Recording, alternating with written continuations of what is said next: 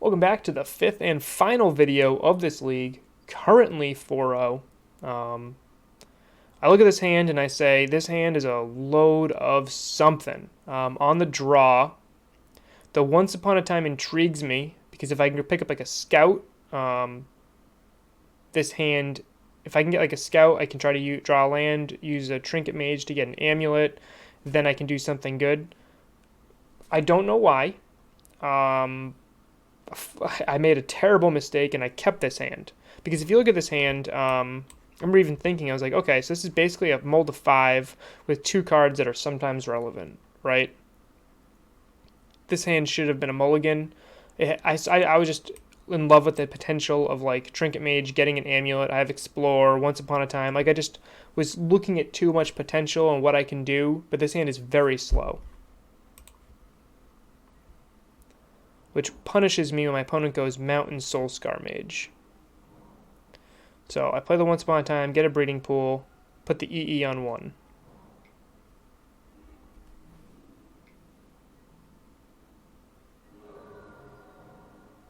I'm kind of forced to shock here to not die, which is, I'm already really on my back foot here. You can kind of see how this can be a rough matchup. I know my opponent's got another 1-drop next turn, so I'm kind of forced to just explore here and just put myself in a position to try to do something next turn. But this is just a rough spot to be in.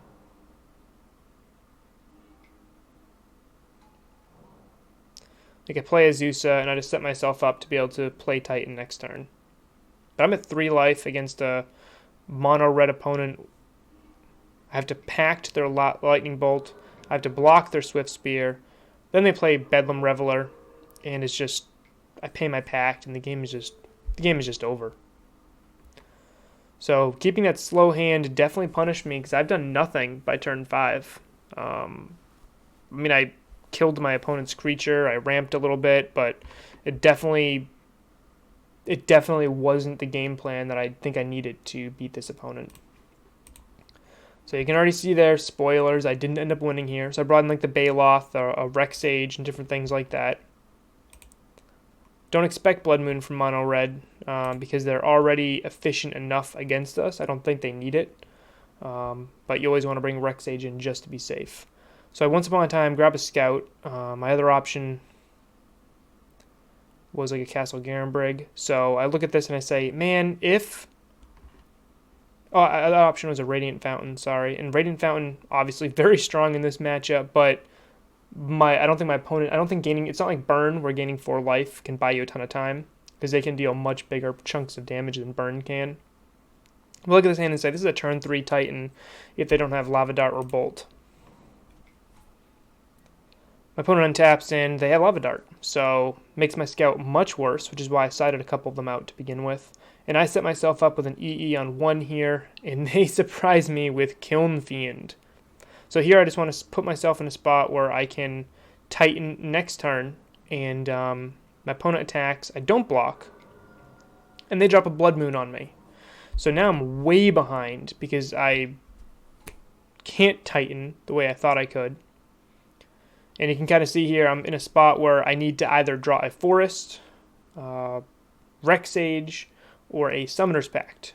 Summoner's Pact is actually fine. Rexage is fine. Like if I draw any of those, I get to go like Rexage right here, and that lets me play my Titan. So it just can put me really far ahead.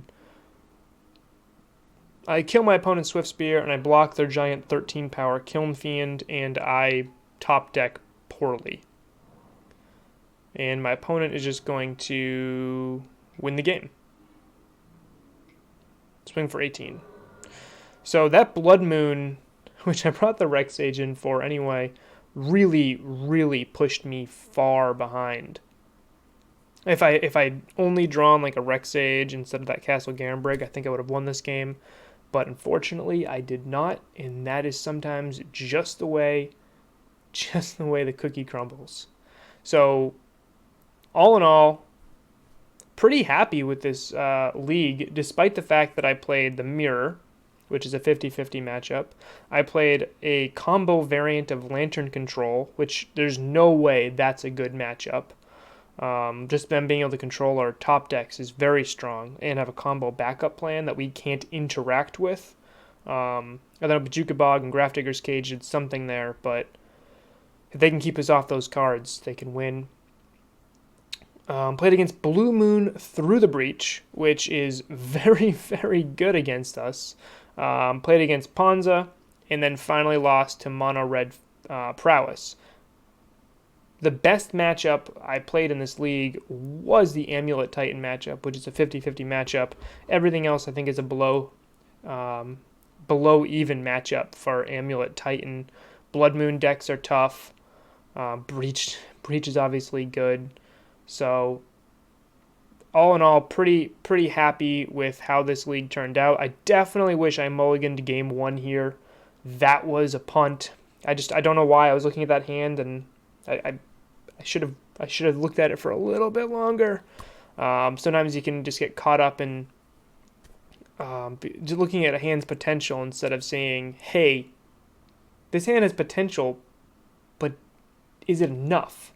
Like, even if I hit everything I needed to, that hand still just didn't do enough. So that's an example of an easy mulligan. Let me know in the comments what you guys think, but I think that hand, I think I cost myself that game 1 by keeping that very slow, very poor hand. So hope you guys like this replay video league. Didn't record it live, but I wanted to run it back. Let me know if you like the replay videos. They're a little bit quicker. I'm able to talk through some things a little bit differently when I'm actually playing kind of like a deck like Amulet Titan. Sometimes you can get tunneled in and forget to speak. I gotta talk what I'm thinking, but that slows me down. And I got clock considerations. You got a lot of different things to consider. So let me know if you like the replay videos. I hope you do. I'll see you in the next one.